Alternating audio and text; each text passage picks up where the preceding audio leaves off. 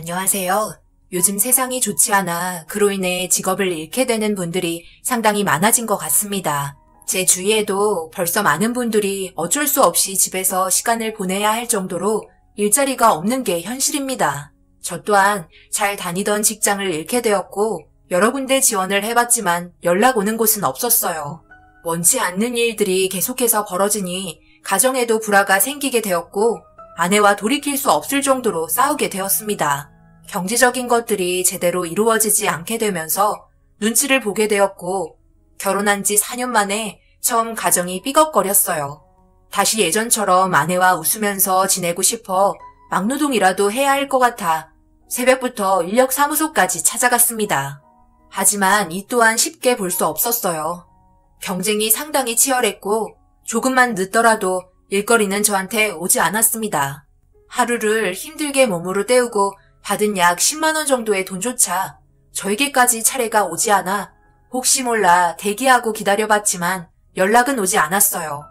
결국 집으로 돌아가면 조용해진 집에 홀로 남겨져 있었네요. 아내는 다행히도 회사에 별일이 없어 일을 꾸준하게 잘 다니고 있었어요. 집안의 가장이 바뀐 셈이었죠. 힘들게 일하고 온갖 스트레스를 받은 상태로 퇴근한 아내는 현관문을 열자마자 하는 말이 있었어요. 집에 있었네? 오늘은 일거리 좀 받았어? 어떻게 된 거야? 하루 종일 연락도 없고? 설마 오늘도 일 못한 건 아니지? 생각보다 경쟁이 치열하더라고. 오늘은 더 심했어. 저번 때보다 많은 사람들이 일찍 서둘러 오는 바람에 차례가 나까지 오지는 않았네. 미안해. 내일은 좀 더 일찍 나서도록 할게. 배고프지? 내가 당신 좋아하는 음식 좀 해놨어. 정말 내가 이런 말까지 안 하려 했는데 삶에 의욕이 없어? 아직 배가 부른 거야?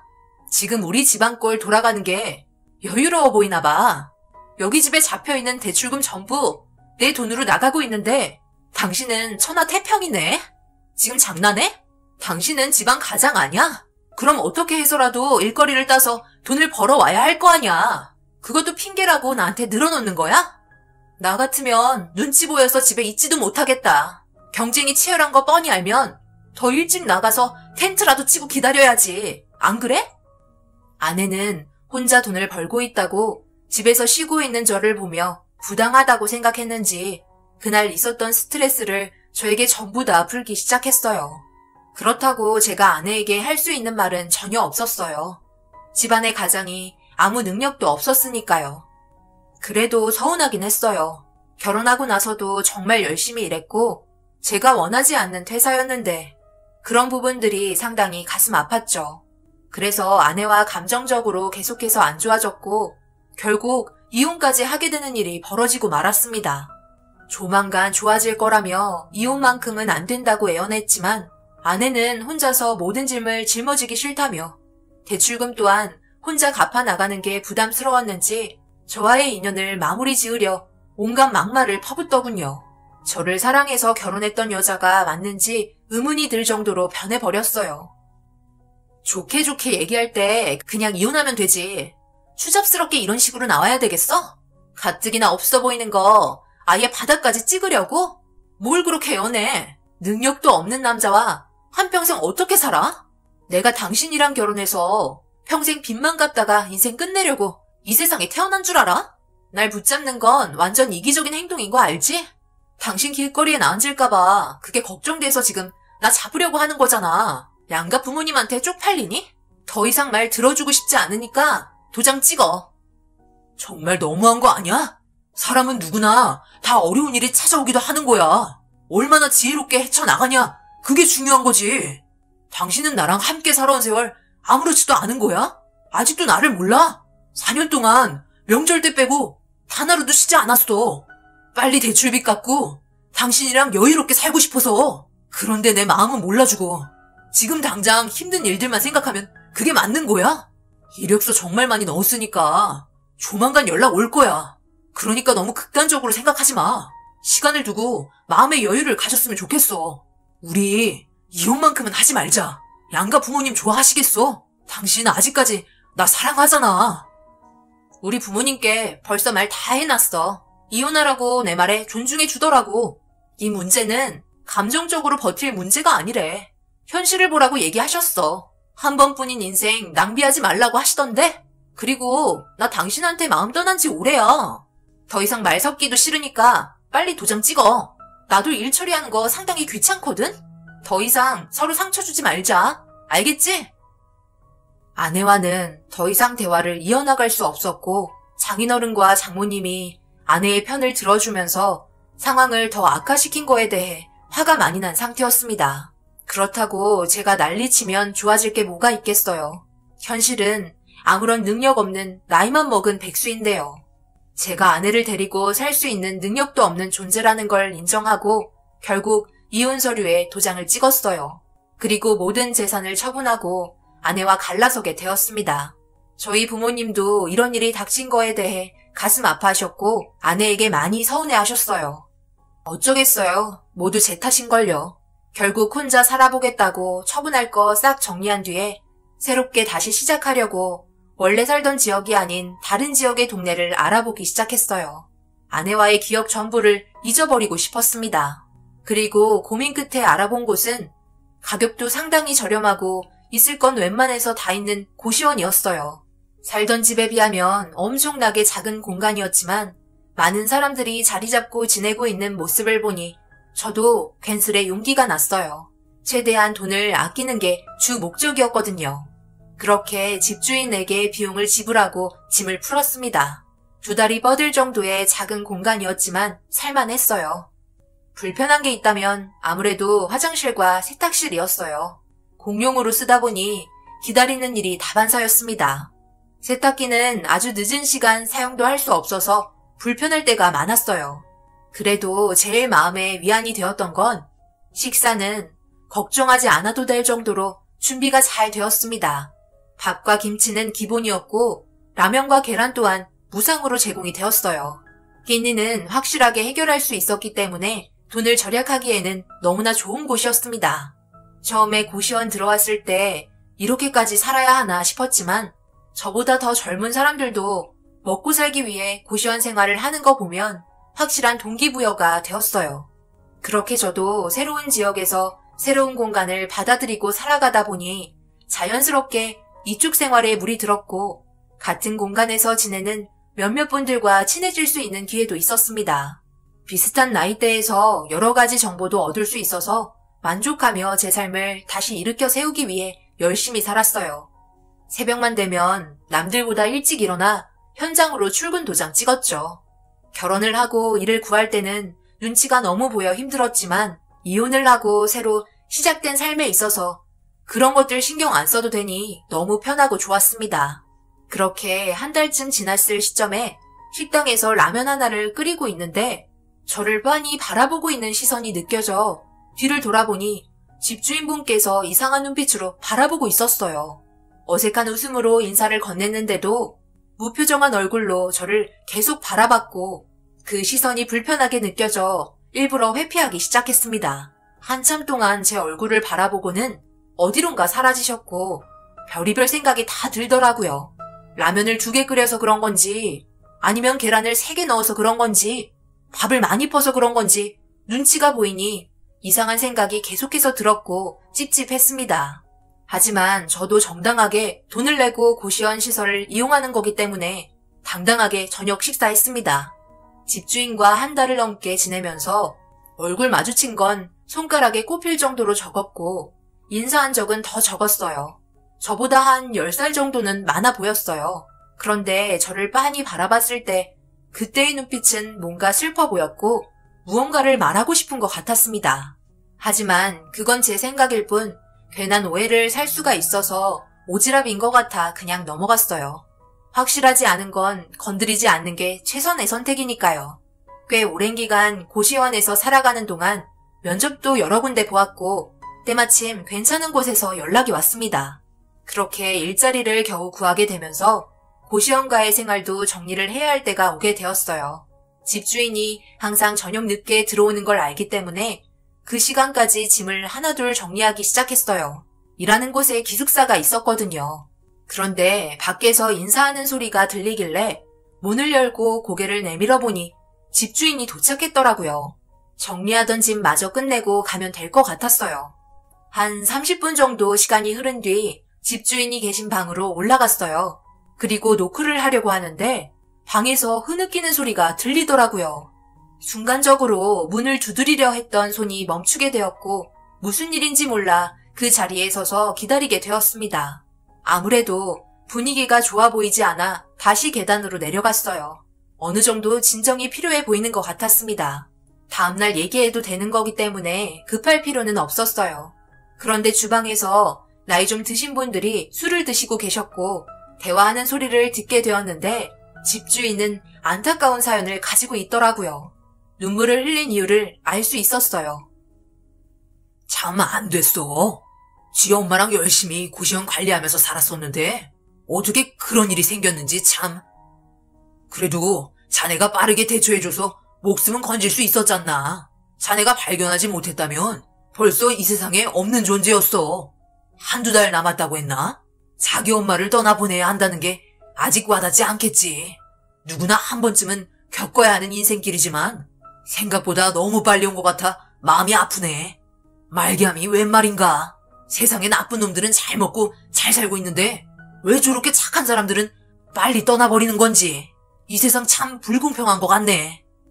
그녀의 어머니께서 몸이 안 좋다는 걸 알게 되었었고 그것 때문에 눈물을 흘리며 흐느끼고 있었어요. 대충 들었지만 저 또한 가슴이 아팠습니다.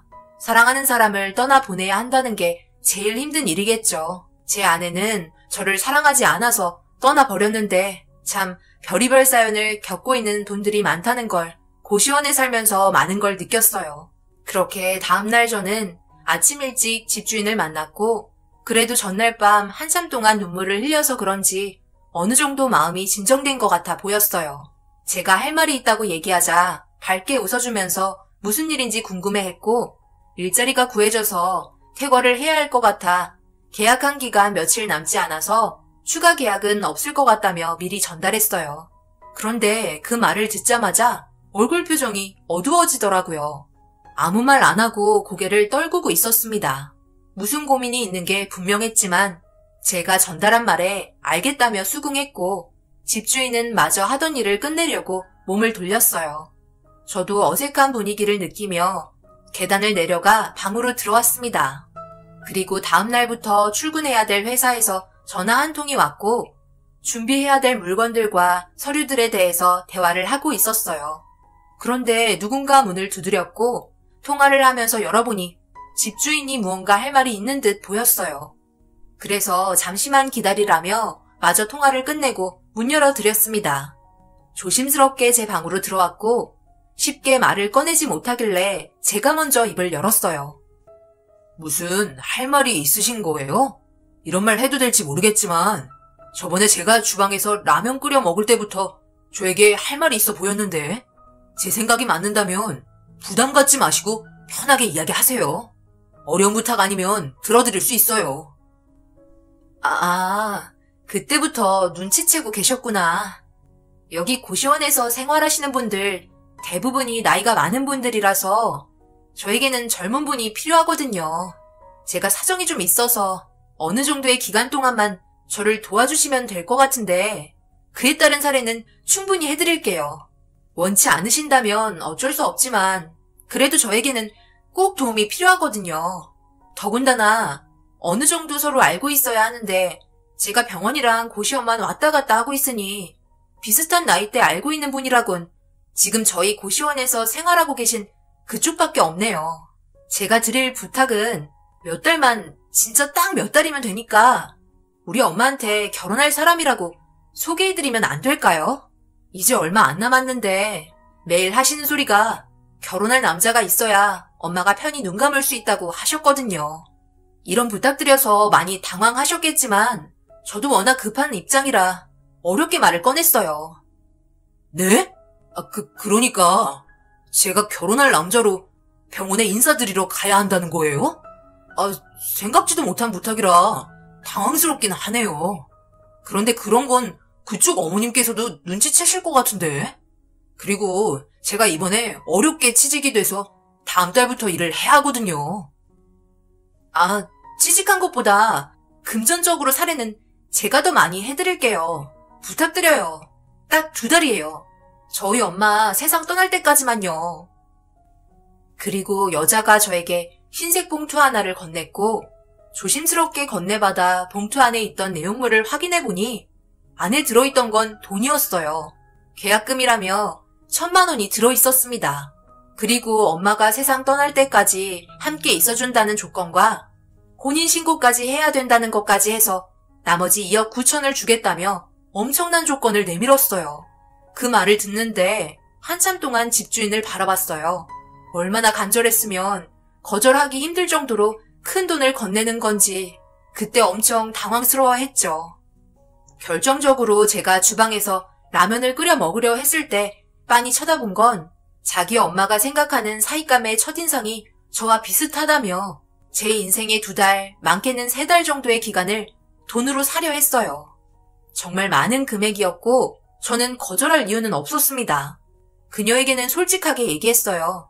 전에 결혼을 한 번 했었지만 이혼한 지 얼마 되지 않았다며 괜찮냐고 물어봤어요. 하지만 그녀는 그런 것들은 전혀 문제 삼지 않았습니다. 그렇게 그녀가 원하는 부탁을 들어주기로 결정하게 되었고 처음으로 그녀의 어머님을 뵐 수 있었어요. 상태는 정말 상당히 심각해 보였습니다. 제가 봤을 때 2달이 아닌 1달도 버티지 못할 정도로 위태로워 보였어요. 그녀는 엄마를 부르며 자기 왔다고 힘들어 보이는 어머님을 깨우기 시작했고 눈을 떠 고개를 돌려 그녀를 바라보며 웃고 있었습니다. 그런데 저와 눈이 마주치게 되면서 눈빛으로 누구냐고 물어보고 계셨어요. 그녀는 갑자기 저에게 팔짱을 끼더니 좋은 남자라며 자기에게 엄청 잘해주고 많은 사랑을 주고 있다고 말하기 시작했어요. 어색한 웃음으로 어머님께 인사를 건넸고 저를 바라보고 있던 눈빛은 온화해 보이셨어요. 대화를 할 수 있는 상태는 아닌 것 같아 저 또한 그녀가 부탁한 조건에 최선을 다하기 위해 어머님 손을 잡아주며 몸 회복하시는데 힘쓰라며 위로해 드렸습니다. 그리고 걱정스러워 하실까봐 제가 그녀의 눈에 눈물 흘리지 않게 지켜주겠다며 안심시켜 드렸어요. 어머님은 저를 바라보며 제 손을 꽉 잡더니 잘 부탁한다는 듯한 표정으로 답해 주셨어요. 그렇게 한참 동안 병실을 지키고 있었고 늦은 시간 저희는 고시원으로 돌아올 수 있었습니다. 집으로 돌아오는 동안 그녀와 저는 서로 아무 말도 하지 않았어요. 아직까지 어색했고 쉽게 말을 꺼낼 분위기는 아니었으니까요. 고시원에 도착을 하고 그녀는 저를 바라보며 자기 엄마가 너무 좋아했다며 고마워했어요. 좋게 봐주셔서 다행이라고 어색하게 웃었지만 그녀는 웃지 않았습니다. 순간 뚝 끊기는 정적과 함께 각자의 방으로 들어갔고 이런저런 많은 생각들이 들더라고요.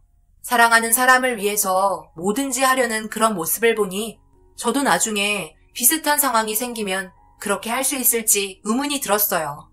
그날 하루가 고됐는지 금세 잠이 들었고 저는 그녀와 함께 거의 매일을 어머님이 계신 병원을 찾았습니다. 그런데 그런 반복된 일상을 가지다 보니 저에게 한 가지 문제가 생기기 시작했어요. 순간순간 착각하기 시작했죠. 그 이유는 그녀가 부탁한 혼인신고를 하고 난 이후부터 저도 모르게 좀 더 적극적으로 어머님에게 다가간 것 같아요. 제가 진짜 사이가 된 것 같은 느낌이 들었죠. 혼인신고만 했는데 그 뒤를 따르는 책임감은 다르게 느껴졌습니다.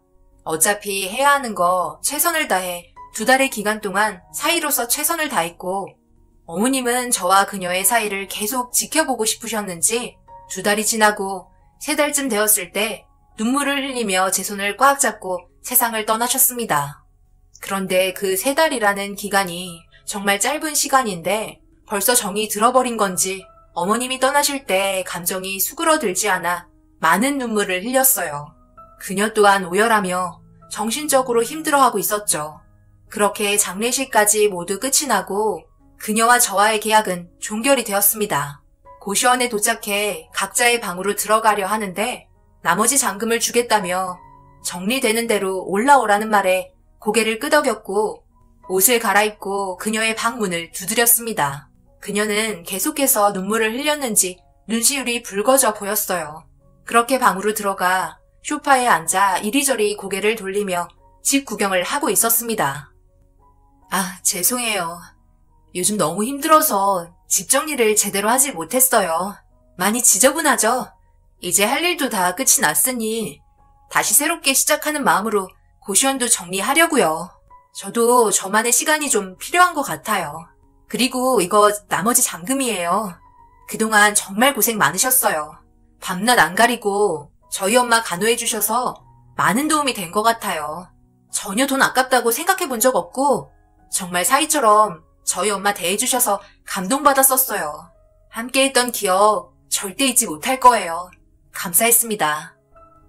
그녀의 목소리에서 많은 떨림이 느껴졌어요. 아무래도 어머님을 떠나보낸 시간이 얼마 되지 않아 감정이 조절되지 않는 것 같았어요. 그런 모습을 지켜보고 있으니 참 안타까웠습니다. 그리고 위로해주고 싶었어요. 저희는 각자 원하는 걸 얻기 위해 선택한 길이었지만 법적으로는 부부였습니다. 그래서 저도 모르게 그녀의 어깨를 쓰다듬어 줬고 하염없이 눈물을 흘리게 해줬습니다. 그녀는 저에게 그날만큼은 혼자 있는 게 너무 힘들다며 하룻밤만 함께 해달라고 요청했고 그 말을 저도 거절하지 않았어요. 그렇게 그녀와 함께 밤을 보냈습니다. 저도 어머님을 떠나보내고 기분이 좋지 않았거든요.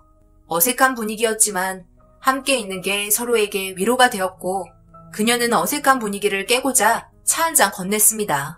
그런데 조용한 분위기 속에 그녀가 뭔가 답답한지 몸을 계속 비틀기 시작했어요. 식은땀을 흘리며 배를 움켜쥐고 있더라고요. 그리고 식탁에 놓여있던 알약을 급하게 삼켰고 방으로 들어갔습니다. 힘들어하는 목소리가 거실에까지 들리길래 걱정되는 마음에 노크를 했어요. 그런데 아무런 대답이 없길래 뭔가 이상이 생긴 것 같아 문을 활짝 열었고 그녀는 정신을 잃은 상태였습니다. 배를 움켜쥔 상태로 정신을 잃어서 몸을 똑바로 눕혔어요. 그런데 제 손에 무언가 만져졌고 다시 손을 배에 대보자 툭 튀어나온 이상한 게 있길래 눈 딱 감고 셔츠를 풀어 젖혔는데 그 순간 옆구리 왼쪽에 혹 같은 게 튀어나와 있었습니다. 상당히 컸었고 문제가 있다는 걸 확실하게 알 수 있었어요. 저는 그녀를 급하게 끌어안아 병원으로 향했어요. 제발 무사하기만 바랬습니다. 그렇게 병원에 도착하고 진찰을 받은 결과 충격적인 결과를 알게 되었고 이런 현실이 가능하긴 한 건지 저에게 왜 이런 시련을 주는 건지 하늘이 원망스러울 정도로 믿을 수 없는 결과에 미친 사람처럼 오열하고 말았어요. 그녀의 뱃속에는 악성 종양이 자라고 있었고 어머님의 병간호 때문에 제때 치료를 받지 못한 상태에서 진통제만 복용하고 있었습니다.